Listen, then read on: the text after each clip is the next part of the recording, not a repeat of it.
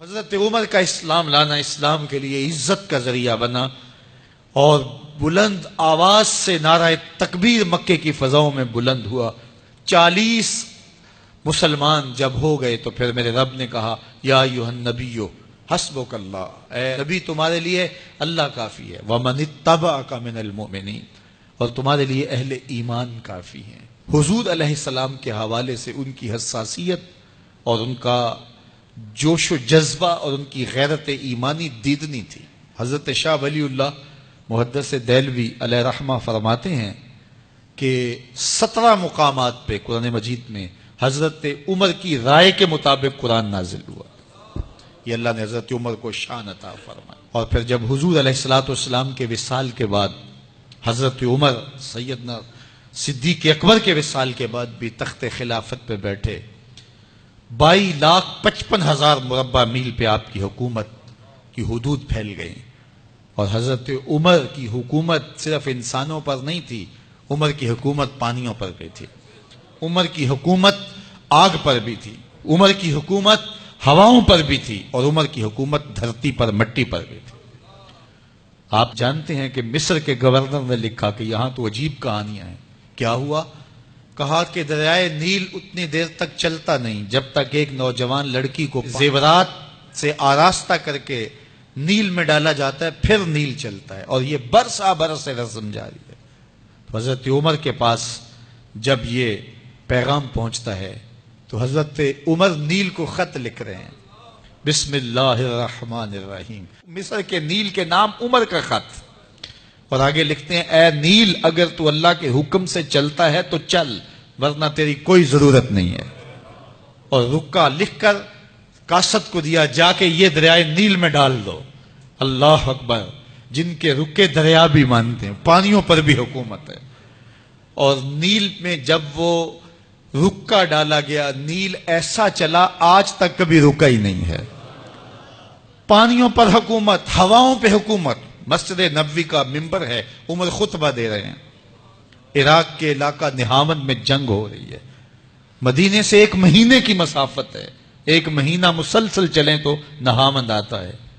حضرت عمر خطبہ دیتے دیتے درمیان میں جملہ معترضہ کا، یا ساریہ الجبل، اے ساریہ پہاڑ نہ چھوڑنا۔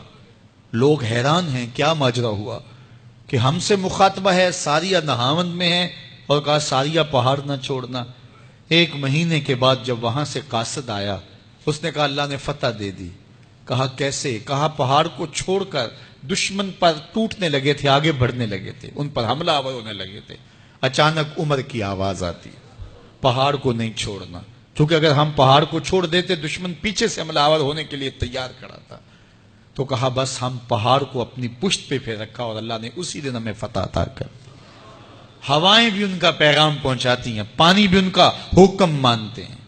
اس زمانے میں فائر بریگیڈ سسٹم نہیں تھا، لیکن ایک آگ بڑھتی آ رہی ہے شہر کی طرف، لوگوں نے حضرت عمر کو بتایا، امیر المومنین آگ پھیلتی آگے بڑھتی چلی آ رہی ہے اور شہر کو اپنے قابو میں لینے والی ہے۔ عمر اپنی چادر اتارتے ہیں اور حضرت تمیم داری کو دیتے ہیں، کہا یہ چادر لے جاؤ اور ایسے ایسے کرو، آگ پیچھے بھاگتی چلی جائے گی۔ تو چادر ہلاتے جاتے ہیں حضرت تمیم داری، اور آگ پیچھے بھاگتی چلی جاتی۔ مٹی بھی حکم مانتی ہے۔ ایک لونڈی کھڑی رو رہی ہے راستے میں، کہا تجھے کیا ہوا؟ کہا ٹھوکر لگی، میرا تیل زمین میں بہہ گیا، میری مالکہ بڑی سخت ہے، وہ مجھے کہے گی تم نے یہ کیا کیا۔ عمر درہ زمین پہ مارتے ہیں، فر الارض الم عادل علیک، زمین عمر نے تیری چھاتی پہ عدل نہیں کیا؟ تو عمر کے ہوتے ہوئے اس کا تیل پی جائے؟ زمین تیل باہر نکال دیتی ہیں، فرماتے ہیں ڈال لے اپنے برتن میں۔ تو یہ عمر کے ان کا حکم مٹی بھی مانتی ہے، ان کا حکم ہوائیں بھی مانتی ہیں، دریا بھی مانتے ہیں، ان کا حکم پانی اور آگ بھی مانتی ہے۔ وہ عمر، میرے حضور فرماتے ہیں ان الشیطان یفر من ذل عمر، میرا عمر وہ ہے جس کے سائے کو دیکھ کے شیطان بھی بھاگ جاتا ہے۔ حضرت عمر رضی اللہ تعالیٰ عنہ نے ایک بہترین نظم و نسق دیا اور امور سلطنت کو اس انداز سے منظم کیا۔ ایک غیر مسلم مفکر کہتا ہے اگر اس امت کو ایک اور عمر مل جاتا پوری دنیا پہ حکومت مسلمانوں کی ہوتی۔ ایک دن مسجد نبوی سے باہر حضور تشریف لا رہے تھے، دائیں ہاتھ میں حضرت ابو بکر کا ہاتھ تھا، بائیں میں حضرت عمر کا ہاتھ تھا، ایسے باہر کی جانب آ رہے تھے۔ دروازے سے کوئی بندہ داخل ہوا تو اس کو دیکھ کے حضور نے فرمایا ہا کازا نبعث یوم القیامہ، قیامت کے دن جب قبروں سے اٹھائے جائیں گے ہم ایسے ہی اٹھیں گے، میرے دائیں ہاتھ میں ابو بکر کا ہاتھ ہوگا، بائیں میں عمر کا ہاتھ ہوگا۔ اللہ اکبر۔ جے شک ہووی تے چل مدینے، جے شک ہووی تے چل مدینے، آ ویخ لے جوڑ مزاراں دا، بن یار نبی دیاں یاراں۔